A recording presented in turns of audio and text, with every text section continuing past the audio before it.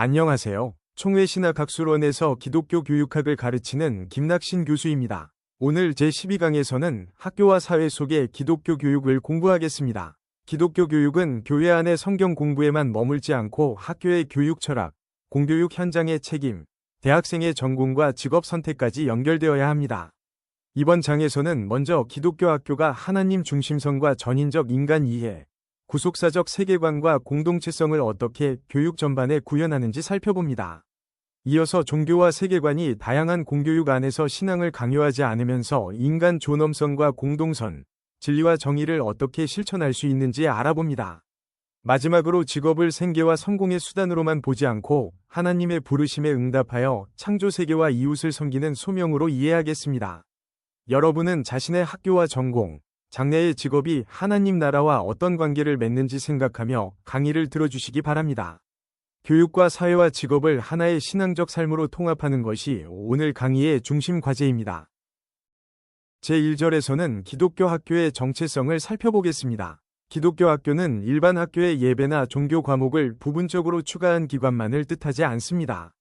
교육의 목적과 인간 이해, 교과 내용과 교수 방법, 평가와 학교 문화 전체를 복음의 관점에서 성찰하고 재구성하려는 교육 공동체입니다. 그러므로 학교의 정체성은 교명이나 표어, 채플 횟수만으로 결정되지 않고 실제 수업과 관계, 운영 방식과 의사결정에서 드러납니다.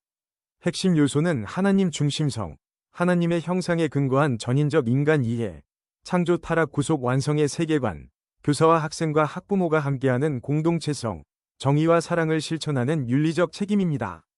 기독교 학교는 세상과 단절된 보호구역이 아니라 다양한 사상과 문화를 정확히 배우고 복음의 빛 아래에서 비판적으로 분별하도록 훈련하는 장소가 되어야 합니다. 신앙과 학문을 억지로 결합하는 것이 아니라 각 학문의 고유한 방법을 존중하면서 그 목적과 전제, 사회적 결과를 하나님 앞에서 성찰하는 것이 기독교 학교의 정체성입니다. 기독교 학교의 첫 번째 정체성은 하나님 중심성입니다.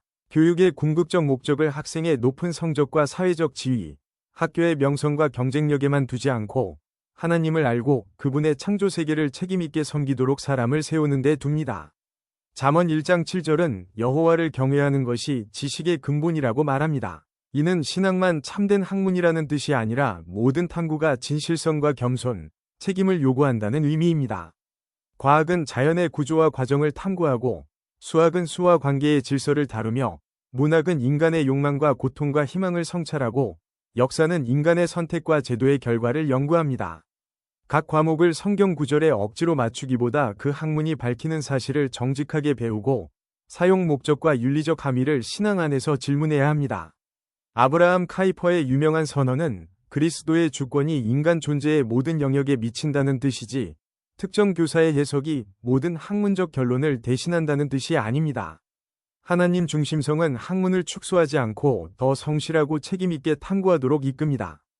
기독교 학교는 인간을 하나님의 형상으로 창조된 전인적 존재로 이해합니다. 학생은 시험 점수와 생산성으로만 평가할 수 있는 자원이 아니라 지성과 감정, 위지와 몸, 관계와 영성을 함께 지닌 존엄한 인격입니다. 따라서 교육은 지식 전달과 학업 성취를 중요하게 여기면서도 인격과 공동체성, 도덕적 책임과 영적 성숙을 함께 다루어야 합니다. 파커 팔머의 우리가 알려진 대로 알기 는 초판이 1983년에 출간되었으며 알물 대상을 지배하는 정보가 아니라 진리와 관계를 맺는 과정으로 성찰하게 합니다. 기독교 학교의 세계관은 창조 타락 구속 완성의 흐름으로 학문과 삶을 해석합니다. 창조는 세계의 선함과 탐구 가능성을, 타락은 인간의 편견과 제도의 왜곡을, 구속은 그리스도 안의 회복과 화해를, 완성은 새 창조의 소망을 보여줍니다. 알버트 월터스는 이 구조가 종교 활동에만 적용되는 것이 아니라 삶 전체를 해석하는 개혁주의 세계관임을 강조했습니다. 전인교육은 성적을 무시하는 교육이 아니라 성취를 인간의 궁극적 가치로 절대화하지 않는 교육입니다. 기독교 학교는 공동체적 정체성과 윤리적 책임을 함께 지녀야 합니다. 학교는 교육 서비스를 사고 파는 계약 관계만으로 구성되지 않고 교사와 학생과 학부모가 교육의 목적을 공유하고 서로의 성장을 책임지는 공동체가 되어야 합니다. 예배와 기도, 공동활동은 이 정체성을 형성할 수 있지만 형식적 참여만으로 공동체가 만들어지는 것은 아닙니다. 구성원의 존엄을 존중하고 질문을 허용하며 갈등이 생겼을 때 진실과 책임, 용서와 회복을 실제로 실천해야 합니다. 웨스터호프는 신앙이 교과 내용만이 아니라 공동체의 이야기와 의식, 참여하는 삶을 통해 전수된다고 강조했습니다. 동시에 기독교 학교는 사회적 책임을 피할 수 없습니다. 학생은 졸업 후 경제와 문화, 과학과 행정 등 여러 영역에서 영향력을 행사하므로 정의와 사랑, 공공성과 약자 보호를 배우고 실천해야 합니다. 교사는 과목 전문가이면서 신앙과 학문의 관계를 정직하게 탐구하는 모델이어야 하고, 학생도 수동적 수용자가 아니라 질문하고 분별하며 책임있게 행동하는 참여자가 되어야 합니다. 학교의 기독교성은 세상과의 단절보다 복음에 근거한 성숙한 문화 참여에서 확인됩니다. 현대사회의 다원주의와 세속화는 기독교 학교의 정체성에 중요한 질문을 제기합니다. 피터 버거의 초기 세속화 논의는 근대화가 종교의 사회적 설득력을 약화시키는 과정을 분석했지만, 현대사회의 종교 변화를 종교가 단순히 사라지는 일직선의 과정으로만 설명하기는 어렵습니다. 찰스 테일러도 세속시대에서 세속성을 종교가 없어진 상태보다 신앙과 불신앙이 여러 선택지 가운데 하나가 된 새로운 조건으로 설명합니다. 따라서 기독교 학교의 응답은 외부 문화를 두려워하여 고립하거나 정체성을 감추고 일반 학교와 구별되지 않게 되는 두 극단을 피하는 것입니다. 학교는 교육 철학을 명확히 문서화하고 정기적으로 재검토하며 교사 채용과 연수에서 신앙과 학문의 통합 능력을 중요하게 다뤄야 합니다.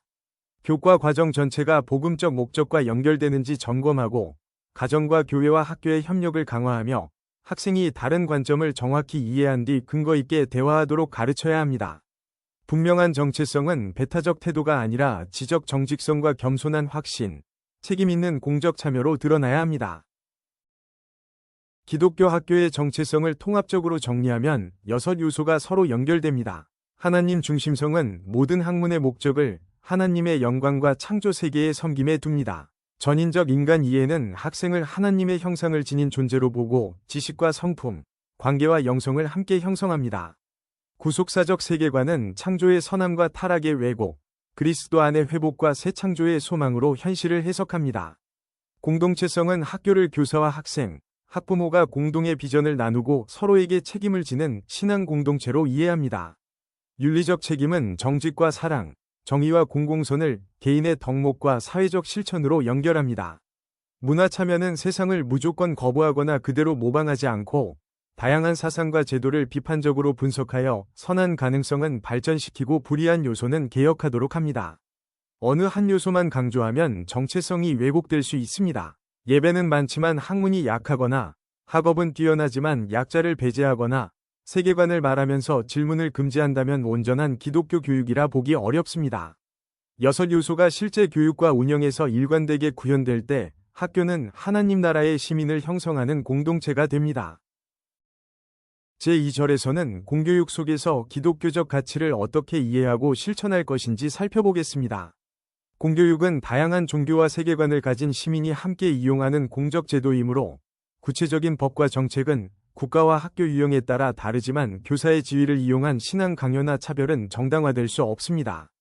그러나 이것이 기독교 신앙이 공교육과 아무런 관련이 없다는 뜻은 아닙니다. 기독교적 인간 이해는 모든 학생의 존엄과 권리, 약자 보호와 교육 기회의 공정성을 깊이 지지할 수 있습니다. 이웃 사랑과 정의는 공동성과 시민적 책임을 추구하게 하며 창조 세계에 대한 믿음은 사실과 진리를 정직하게 탐구하도록 격려합니다. 정직과 책임, 배려와 용서는 종교적 언어를 직접 사용하지 않아도 학교 공동체에서 실천할 수 있는 덕목입니다. 기독교 교사는 자신의 신앙을 숨기거나 강요하는 두 극단보다 모든 학생을 공정하게 대하고 다양한 신념을 존중하며 안전하고 성실한 학습 환경을 만드는 방식으로 복음의 정신을 드러낼 수 있습니다. 공교육에서의 기독교적 참여는 특권을 요구하는 일이 아니라 공적 규칙을 존중하면서 공동체의 선에 기여하는 책임입니다. 공교육과 기독교적 가치가 만나는 첫 지점은 인간 존엄성과 공동선입니다. 성경은 모든 인간이 하나님의 형상으로 창조되었다고 선언하며 이 믿음은 능력과 성적, 장애와 가정환경, 성별과 출신에 따라 사람의 가치를 차등화하지 않도록 요청합니다. 공교육도 학생의 권리와 안전을 보호하고 차별과 괴롭힘을 줄이며 교육 기회를 넓히려는 공적 책임을 가집니다. 위르겐 몰트만의 창조신학은 인간을 다른 피조물과 단절된 지배자가 아니라 하나님과 이웃, 창조 세계의 관계 속에 있는 존재로 이해하도록 돕습니다.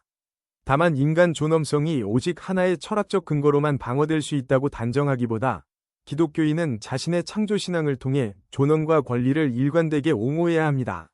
공동선은 개인의 성공을 넘어 학교 전체와 지역사회의 유익을 추구하는 태도입니다. 마틴 루터 킹 주니어의 시민권 운동은 기독교적 사랑과 정의의 언어가 인종차별에 맞선 공적 행동으로 나타난 역사적 사례입니다. 오늘의 교사는 소외된 학생을 세심히 지원하고 불공정한 관행을 개선하며 학생이 봉사와 시민 참여를 통해 이웃의 책임을 배우도록 도울 수 있습니다. 공교육 안에서 기독교인은 진리 탐구와 도덕적 형성, 존중과 대화를 함께 추구해야 합니다. 기독교 신앙은 진리의 궁극적 근원을 하나님께 두지만 이것이 연구와 비판적 질문을 두려워한다는 뜻은 아닙니다. 알빈 플랜팅가의 보증된 기독교 신앙, 은 기독교 믿음이 합리성과 인식적 정당성을 가질 수 있는지를 철학적으로 논증합니다. 이 저서는 특정 과학 이론을 직접 증명하는 책이라기보다 종교적 믿음이 반드시 비합리적이라는 주장에 답하는 인식론적 연구입니다. 공교육에서 교사는 사실과 증거, 논리와 학문적 절차를 성실하게 존중해야 합니다. 도덕교육에서는 정직과 책임, 배려와 용서 같은 덕목을 규칙 암기에만 머물게 하지 않고 학교 생활의 습관과 관계로 형성해야 합니다. 맥킨타이어의 덕윤리는 덕이 전통과 공동체의 실천 속에서 길러진다는 점을 생각하게 합니다. 다원주의 환경에서 자신의 확신을 지키는 것과 타인을 존중하는 것은 모순되지 않습니다. 리처드 마우가 강조한 공적 예의처럼 기독교인은 상대를 왜곡하지 않고 온유하게 대화하면서도 자신의 이유와 기준을 정직하게 설명해야 합니다. 공교육 속 기독교 교사의 역할은 교리를 강제로 전달하는 사람이 아니라 전문성과 인격을 통해 학생의 배움을 책임있게 섬기는 데 있습니다. 교사는 모든 학생에게 동일한 기준을 공정하게 적용하고 학업이 느리거나 배경이 어려운 학생을 포기하지 않으며 사실과 자료를 정직하게 다루어야 합니다. 파커 팔머는 좋은 가르침이 기술만으로 이루어지지 않고 교사의 정체성과 진실성, 교사와 학생과 학습 주제 사이의 관계에서 나온다고 설명합니다. 그러나 인격적 증언이라는 말이 교사의 공적 권한을 이용한 종교적 압박을 정당화해서는 안 됩니다. 학교의 법적 제도적 기준과 학생과 가정의 양심을 존중하는 것이 먼저입니다. 대학생과 청년은 여러 사상과 사회 문제를 접하면서 자신의 신앙을 근거 있게 설명하고 윤리적으로 일관되게 살아갈 준비가 필요합니다. 기독교 교육은 주장만 반복하게 하기보다 반대 견해를 정확히 읽고 사실과 가치 판단을 구분하며 자신의 입장도 비판적으로 점검하도록 훈련해야 합니다. 교육 정책이나 학교 문화가 인간 존엄과 정의에 어긋날 때에는 감정적 대립보다 자료와 공적 이유, 실현 가능한 대안을 제시하는 건설적 참여가 필요합니다. 공교육 속 기독교적 가치를 종합하면 인간 존엄성, 공동성과 책임, 진리 추구, 도덕적 형성, 존중과 대화, 약자 보호와 정의라는 6 요소가 하나의 공적 실천으로 연결됩니다. 인간 존엄성은 모든 학생을 수단이 아니라 인격으로 대하게 하고 공동선은 개인의 성취가 학교와 사회의 유익에 기여하도록 합니다. 진리 추구는 불편한 사실도 정직하게 확인하고 자신의 편견을 수정하는 학문적 태도를 요구합니다. 도덕적 형성은 정직과 책임, 배려와 용서를 반복적인 학교 생활 속에서 습관으로 익히게 합니다. 존중과 대화는 다양한 종교와 세계관을 가진 사람을 적으로 만들지 않고 차이를 숨기지 않으면서도 평화롭게 공존하도록 합니다. 정의의 실천은 교육 기회에서 소외되는 학생을 발견하고 구조적 불공정을 개선하는 책임으로 이어집니다. 존 스택하우스는 복잡하고 불완전한 현실 속에서 그리스도인이 무조건적인 철수나 지배가 아니라 분별력 있는 참여를 해야 한다고 논의합니다. 기독교인은 공교육을 자신의 영향력을 확대하는 도구로 삼기보다 공적 규칙과 타인의 양심을 존중하면서 공동체에 필요한 선을 성실하게 제공해야 합니다. 제3절에서는 기독교 세계관과 직업 소명을 살펴보겠습니다. 기독교 세계관은 인간과 세계, 역사와 미래를 하나님 중심적으로 해석하는 관점이며 직업도 이 큰 틀에서 이해됩니다. 직업은 생계를 유지하고 경제적 안정을 얻는 현실적 수단이지만 그것만으로 의미가 다 설명되지는 않습니다. 인간은 창조 세계를 돌보고 경작하며 이웃의 필요를 섬기도록 부름받았기 때문에 다양한 노동과 전문 활동은 하나님의 선한 질서를 유지하고 발전시키는 통로가 될 수 있습니다. 종교개혁 전통은 성직과 수도 생활만 거룩하고 일상의 직업은 낮다는 이원론을 비판하며 평범한 노동도 하나님과 이웃 앞에서 수행되는 소명임을 강조했습니다. 그렇다고 모든 직업과 업무가 자동으로 선하거나 동일한 윤리적 가치를 갖는다는 뜻은 아닙니다. 사람을 착취하거나 거짓과 폭력을 구조적으로 요구하는 일은 비판과 거부, 변화가 필요합니다. 미로슬라브 볼프는 성령과 새 창조의 관점에서 노동을 성찰했고, 리하디는 루터와 칼뱅의 직업 이해를 현대의 진로 선택과 일의 설계 문제에 연결했습니다. 기독교 교육은 학생이 직업을 지위 경쟁이 아니라 부르심과 책임의 관점에서 탐색하도록 도와야 합니다. 창조 신학은 직업 소명의 기초를 제공합니다. 창세기 2장 15절은 인간이 동산을 경작하고 지키도록 부름받았다고 말하며 노동이 죄 이후에 처음 생긴 저주가 아니라 창조의 선한 사명에 속했음을 보여줍니다. 농업과 돌봄, 교육과 의료, 기술과 예술, 행정과 사업은 서로 다른 방식으로 인간의 필요를 채우고 창조 세계를 가꾸는 활동이 될 수 있습니다. 그러나 타락 이후 노동에는 수고와 소외, 경쟁과 착취, 불공정한 구조가 들어왔습니다. 그러므로 기독교인은 직업을 무조건 미화하지 않고 일의 목적과 방식, 사람과 환경에 미치는 결과를 비판적으로 살펴야 합니다. 구속의 관점은 직장 안에서 정직과 사랑, 공정한 관계와 창조 돌봄을 실천하고 불의한 관행을 변화시키도록 요청합니다. 루터는 수도원적 산만을 더 높은 소명으로 보는 관점을 비판하고 일상의 직무에서 이웃을 섬기는 의미를 강조했습니다. 칼뱅도 각 사람이 맡은 부르심 안에서 절제와 신실함으로 살아야 한다고 가르쳤습니다. 이 전통을 현대에 적용할 때에는 직업의 명칭보다 그 일이 실제로 누구를 섬기고 어떤 공동선을 만드는지를 함께 평가해야 합니다. 대학생 시기는 전공과 직업을 선택하면서 자신의 소명을 구체적으로 탐색하는 중요한 시기입니다. 세상은 안정된 수입과 사회적 인정, 빠른 성공을 주요 기준으로 제시하지만 기독교 교육은 더 깊은 질문을 요청합니다. 나는 어떤 은사와 관심, 경험을 받았는가? 세상과 공동체에는 어떤 필요가 있는가? 이 전공을 통해 하나님과 이웃을 어떻게 섬길 수 있는가를 함께 물어야 합니다. 오스 기니스는 소명에서 가장 근본적인 부르심은 특정 직업보다 먼저 하나님께 속하고 그분을 따르는 데 있으며 직업과 역할은 그 1차적 부르심에 응답하는 구체적인 장이라고 설명합니다. 따라서 자신이 좋아하는 일이나 잘하는 일만으로 소명을 즉시 확정해서는 안 됩니다. 재능과 열정, 성품과 건강, 경제적 책임과 가족 상황, 사회의 필요와 윤리적 조건을 함께 살펴야 합니다. 기도와 성경 묵상은 중요하지만 개인의 느낌만으로 결정하지 않고 자신을 오래 아는 공동체와 멘토, 해당 직업의 실제 종사자와 대화하는 분별이 필요합니다. 전공 공부는 취업 시험을 위한 기술 축적만이 아니라 창조 세계를 정확히 이해하고 책임있게 섬기기 위한 준비 과정이 되어야 합니다. 기독교 세계관은 직업을 예배와 섬김, 정의와 증언의 네 차원으로 이해하도록 돕습니다. 첫째, 예배의 차원입니다. 골로새서 3장 23절은 무슨 일을 하든지 주께 하듯 마음을 다하라고 권합니다. 이는 모든 업무가 예배의식이 된다는 단순한 말이 아니라 일의 질과 동기, 정직성과 책임을 하나님 앞에서 점검하라는 뜻입니다. 둘째, 섬김의 차원입니다. 의사는 환자의 건강을, 교사는 학생의 배움을, 기술자는 안전하고 유익한 도구를, 기업은 정당한 상품과 일자리를 제공함으로 이웃을 섬길 수 있습니다. 셋째, 정의의 차원입니다. 직장 내 차별과 착취, 부정한 회계와 환경 파괴에 침묵하지 않고 공정한 제도와 관계를 만들어가야 합니다. 이 과정에는 지혜로운 절차와 공동행동, 때로는 위험을 감수하는 용기가 필요합니다. 넷째, 증언의 차원입니다. 직업 현장에서의 복음 증언은 말로 전하는 일도 포함하지만 사람을 존중하고 약속을 지키며 실수를 책임지는 삶이 먼저 뒷받침되어야 합니다. 마크 그린은 직장을 신앙과 분리된 월요일의 공간이 아니라 일상의 선교와 제자도가 이루어지는 자리로 보도록 도전합니다.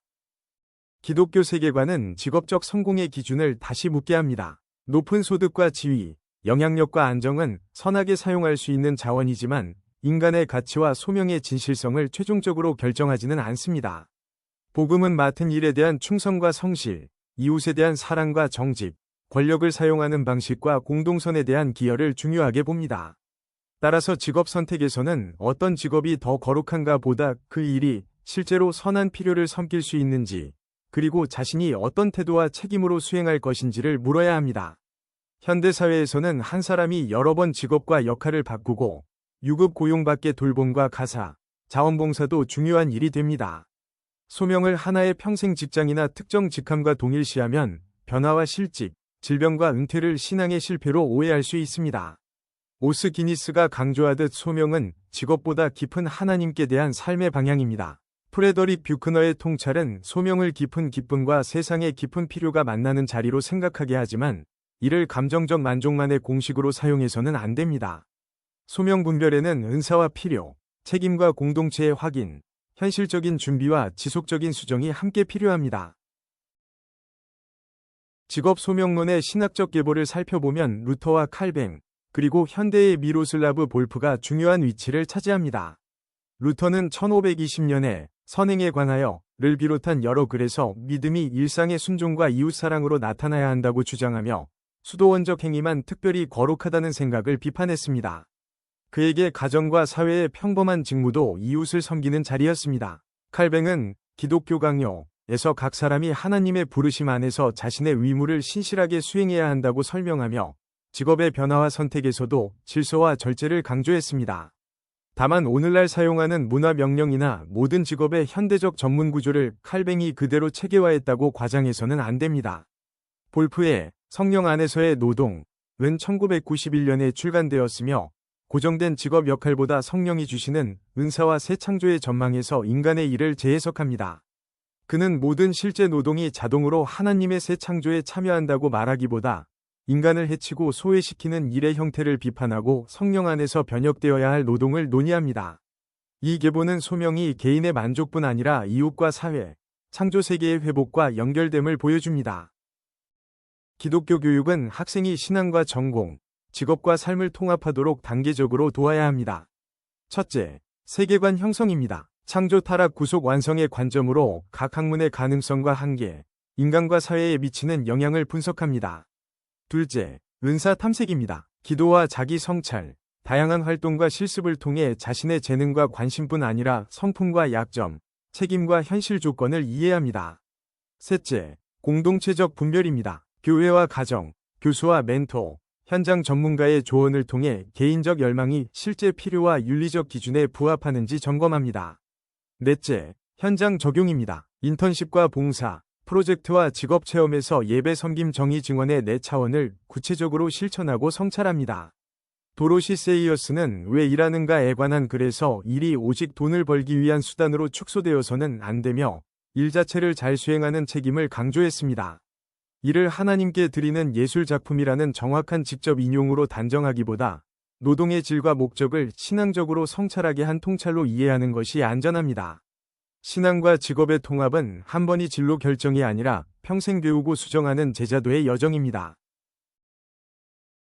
기독교 학교의 정체성, 공교육 속 기독교적 가치, 직업 소명은 서로 분리된 세 가지 주제가 아니라 하나님 나라를 향한 하나의 교육 비전으로 연결됩니다. 기독교 학교는 학생이 하나님 중심의 세계관과 전인적 인격, 공동체적 책임을 배우는 의도적인 교육 환경을 제공합니다. 공교육은 다양한 신념을 가진 시민이 함께 살아가는 공적 공간으로서 기독교인이 신앙을 강요하지 않으면서 인간 존엄과 공동선, 진리와 정의를 실제 태도와 전문성으로 드러내는 자리입니다. 직업 현장은 학교에서 배운 세계관과 덕목이 사회의 구체적인 필요와 제도 속에서 시험되고 실천되는 공간입니다. 학교에서 신앙을 말하면서 공적 규칙을 무시하거나 공교육에서 친절을 실천하면서 직업에서는 이익만 추구하거나 직업 소명을 강조하면서 학문적 준비를 소홀히 한다면 통합은 이루어지지 않습니다. 기독교 교육은 학교에서 세계를 해석하는 눈을 형성하고 공적 사회에서 다른 사람과 책임 있게 협력하는 태도를 기르며 직업에서 창조 세계와 이웃을 섬기는 능력을 준비시켜야 합니다. 세 영역이 연결될 때 교육은 개인적 성공을 넘어 하나님 나라의 샬롬에 참여하는 공적 소명이 됩니다. 제12장 전체를 관통하는 신학적 기초는 창조 타락 구속 완성의 성경적 이야기입니다. 창조는 하나님께서 세계를 선하게 지으시고 인간에게 배우고 경작하며 돌볼 사명을 주셨음을 보여줍니다. 따라서 교육과 학문, 노동과 문화는 본래 무의미하거나 세속적인 활동이 아니라 창조 세계에 응답하는 책임입니다. 타락은 인간의 이성과 욕망, 관계와 제도가 왜곡될 수 있음을 드러냅니다. 교육도 편견과 경쟁, 차별과 권력 남용에서 자유롭지 않으므로 비판적 사고와 도덕적 형성, 공정한 구조가 필요합니다. 구속은 그리스도 안에서 인간과 공동체가 새로워지고 깨어진 관계와 문화가 회복될 수 있다는 방향을 제시합니다. 기독교 교육은 학생을 정죄하거나 단순히 사회에 적응시키는 데 머물지 않고 진리와 사랑, 정의와 화해를 실천하도록 돕습니다. 완성은 새 하늘과 새 땅이라는 소망 속에서 교육의 결과를 단기적인 성적과 취업률만으로 판단하지 않게 합니다. 지금의 교육이 하나님 나라를 완성하는 것은 아니지만 미래의 샬롬을 바라보며 현재의 학교와 사회, 직업을 더 진실하고 선하게 만드는 책임 있는 참여가 됩니다.